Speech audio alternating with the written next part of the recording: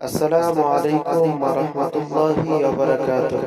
সত্যের সন্ধানে AMJK টিভির পক্ষ থেকে আপনাদের জানাই অনেক অনেক শুভেচ্ছা ও মোবারকবাদ। আসসালামু আলাইকুম ওয়া রাহমাতুল্লাহ। আলহামদুলিল্লাহি রাব্বিল আলামিন ওয়াল আকিবাতু লিল মুত্তাকিন ওয়াসসালাতু ওয়াসসালামু আলা সাইয়্যিদিল মুরসালিন আম্মা বা'দ। কাছে ও দূরে, দেশে ও বিদেশে যে যেখান থেকে আমাদের আজকের অনুষ্ঠান শুনছেন ও দেখছেন, অনুষ্ঠানের শুরুতে আমি মোহাম্মদ রিদওয়ানুল ইসলাম যশোরী আপনাদের সকলকে জানাচ্ছি আন্তরিক মোবারকবাদ।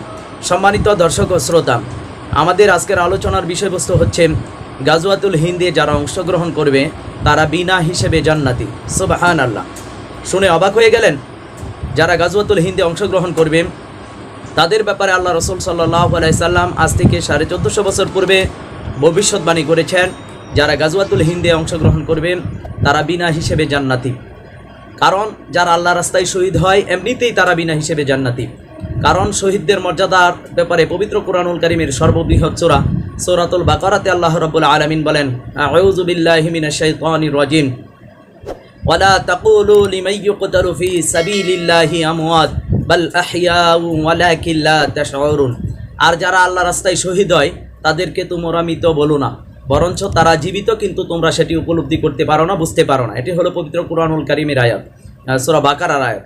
আর সূরা আলে ইমরানের মধ্যে আল্লাহ রাব্বুল আলামিন 169 নম্বর আয়াতে বলেন, আউযু বিল্লাহি মিনাশ শাইতানির রাজিম ওয়ালা তাহসাবান্নাল্লাযীনা কুতিলু ফি সাবিলিল্লাহি আমওয়াত। যারা আল্লাহর রাস্তায় শহীদ হয় তোমরা তাদেরকে মৃত বলে ধারণাও করো না, কল্পনাও করো না। পবিত্র কুরআনুল কারীমের সূরাতুল বাকারাতে বলছে তাদেরকে মৃত বলো না, আর পবিত্র কুরআনুল কারীমের সূরা আলে ইমরানের মধ্যে আল্লাহ বলছেন তাদেরকে মৃত বলে কল্পনাও করো না। বাল আহইয়াউ, বরঞ্চ তারা জিন্দা, জীবিত। ইনদা রাব্বিহিম ইউরযাকুন, তাদের রবের কাছে রয়েছে তাদের জন্য রিজিক। সুবহানাল্লাহ। একবার ভেবে দেখুন, যারা শহীদ হয় তাদেরকে মৃত বলতে আল্লাহ নিষেধ করেছেন। শুধু মৃত বলতেই না, তাদেরকে তারা মারা গেছে সেটি কল্পনা করতেও আল্লাহ রাব্বুল আলামিন নিষেধ করেছেন। সুতরাং শহীদদের মর্যাদা যে কত বেশি সেটি কিন্তু পবিত্র কুরআনুল কারীমের সূরা বাকারা এবং সূরা আলে ইমরানের এই দুটি আয়াতের দ্বারা আমরা বুঝতে পারি। তথাপিও যারা শহীদ হবে তারা বিনা হিসেবেই জান্নাতে যাবে, হাদিস শরীফের মধ্যে স্পষ্ট বর্ণনা রয়েছে। এজন্যই দেখবেন সুনানে নাসাই খণ্ড 6 পৃষ্ঠা নাম্বার আপনার 42 নাম্বার 3173 নম্বর হাদিস শরীফের মধ্যে স্পষ্ট আবু হুরায়রা রাদিয়াল্লাহু তাআলা আনহু থেকে বর্ণিত রয়েছে, আন আবি হুরায়রা রাদিয়াল্লাহু তাআলা আনহু قال ওয়াদানা রাসূলুল্লাহি সাল্লাল্লাহু আলাইহি ওয়াসাল্লাম গাজওয়াতুল হিন্দ। প্রখ্যাত সাহাবী হযরত আবু হুরায়রা রাদিয়াল্লাহু তাআলা আনহু বলেন, ওয়াদানা রাসূলুল্লাহি সাল্লাল্লাহু আলাইহি ওয়াসাল্লাম, আল্লাহ রসুল সাল্লাল্লাহু আলাইহি সাল্লাম আমাদের কাছ থেকে ওয়াদা নিয়ে এসেছেন গাজওয়াতুল হিন্দের ব্যাপারে। গাজওয়াতুল হিন্দের ব্যাপারে আপনারা জানেন গাজওয়াতুল হিন্দ অত্যন্ত গুরুত্বপূর্ণ একটি যুদ্ধ, যেটি সামনে আসতেছে ইনশাআল্লাহ তাআলা। এরপরে আবু হুরায়রা রাদিয়াল্লাহু তাআলা আনহু বলছেন, ফা ইন আদরাকতুহা, যদি আমি সেই যুদ্ধ পেয়ে যাই, উনফিক ফিহা নাফসি ওয়া মালি, যদি আমি সেই যুদ্ধ পেয়ে যাই তাহলে আমার জান এবং আমার মাল এই গাজওয়াতুল হিন্দের যুদ্ধে উনফিক আমি ব্যয় করে দিব। সুবহানাল্লাহ। এরপরে বলছেন, ফা ইন উকতাল, যদি আমি শহীদ হয়ে যাই, কুনতু মিন আফদালিশ শুহাদা, তাহলে তো আমি উত্তম শহীদদের অন্তর্ভুক্ত হয়ে যাব। ওয়া ইন আরজি, যদি আমি ফিরে আসি, ফা আনা আবু হুরায়রাতাল মুহাররারু, আমি জাহান্নাম থেকে মুক্ত আবু হুরায়রা হয়ে যাব। সুবহানাল্লাহ। দেখেন, আবু হুরায়রা রাদিয়াল্লাহু তাআলা আনহুর মতন প্রখ্যাত সাহাবী পর্যন্ত গাজওয়াতুল হিন্দের যুদ্ধে অংশগ্রহণের আকাঙ্ক্ষা ব্যক্ত করেছেন।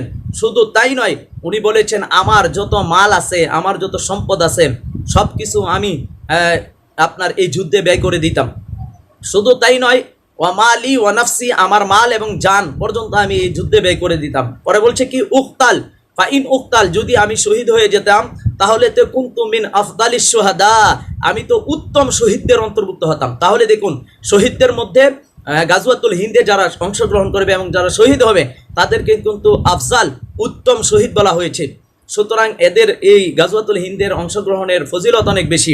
এই কারণে আবু হুরায়রা রাদিয়াল্লাহু তাআলা আনহু বলছেন, ওয়া ইন আরজি, যদি আমি ফিরে আসতে পারতাম, ফা আনা আবু হুরায়রাতাল মুহাররারু, আমি জাহান্নাম থেকে মুক্ত আবু হুরায়রা রাদিয়াল্লাহু তাআলা আনহু হয়ে যেতাম। দেখেন সহি সুনানে নাসাই শরীফের হাদিসের দ্বারা কিন্তু স্পষ্ট গাজওয়াতুল হিন্দের ফজিলতের কথা, এবং তারা যে এই উত্তম পর্যায়ের শহীদ হবে, আর শহীদ মাত্রই যে বিনা হিসেবে জান্নাতে যাবে। ইভেন যারা শহীদ হবে তাদেরকে কবরে প্রশ্ন পর্যন্ত করা হবে না। ইভেন শহীদদের আপনার গোসল পর্যন্ত নেই, এত মর্যাদা দেওয়া হয়েছে শহীদদেরকে। আর সেই শহীদদের ব্যাপারে কিন্তু সুনানে আর নাসাই শরীফের মধ্যে 3173 নম্বর হাদিস এবং 3174 নম্বর হাদিস, দুটি হাদিসই বর্ণনা রয়েছে, আর দুটি হাদিসের ভাষ্যই কিন্তু একরকম। সুতরাং এই গাজওয়াতুল হিন্দ, এখন আপনাদের কাছে একটি প্রশ্ন আমি ছুড়ে দিব, গাজওয়াতুল হিন্দ গাজওয়া কেন বলা হলো? আমরা সাধারণত জানি যে যুদ্ধে সরাসরি আল্লাহ রসুল সাল্লাল্লাহু আলাইহি সাল্লাম অংশগ্রহণ করেছেন সেই যুদ্ধকে গাজওয়া বলা হয়, আর যে যুদ্ধে আল্লাহ রসুল অংশগ্রহণ করে নাই, সাহাবীদের নেতৃত্বে যুদ্ধ হয়েছে, সেটিকে সারিয়া বলা হয়। কিন্তু এই গাজওয়াতুল হিন্দকে কেন গাজওয়াতুল হিন্দ বলা হলো? আমাদের পরবর্তী পর্ব দেখবেন ইনশাআল্লাহ তাআলা, সেই পর্বে আমরা গাজওয়াতুল হিন্দকে কেন গাজওয়া বলা হলো, কেন সারিয়া না বলে গাজওয়া বলা হলো, সেটি নিয়ে ইনশাআল্লাহ তাআলা আলোচনা করব। আর এই গাজওয়াতুল হিন্দের আমিরকে, সেই ব্যাপারে ইনশাআল্লাহ তাআলা আমাদের পরবর্তী পর্বটি আপনারা দেখলে গাজওয়াতুল হিন্দের আল্লাহ প্রদত্ত মনোনীত আমিরকে, সেটি আপনারা ক্লিয়ার হয়ে যাবেন। সুতরাং আজকের আলোচনা এখানেই রাখলাম। আল্লাহ তাবারক ওয়া তাআলা সামনের যে গাজওয়াতুল হিন্দ আসতেছে, সেই গাজওয়াতুল হিন্দের মতন মহিমান্বিত একটি যুদ্ধে, এত বরকতময় একটি যুদ্ধের মধ্যে অংশগ্রহণ করার মতন তৌফিক আল্লাহ তাবারক ওয়া তাআলা আমাকে আপনাকে সকলকে দান করুক। আমিন ইয়া রাব্বাল আলামিন।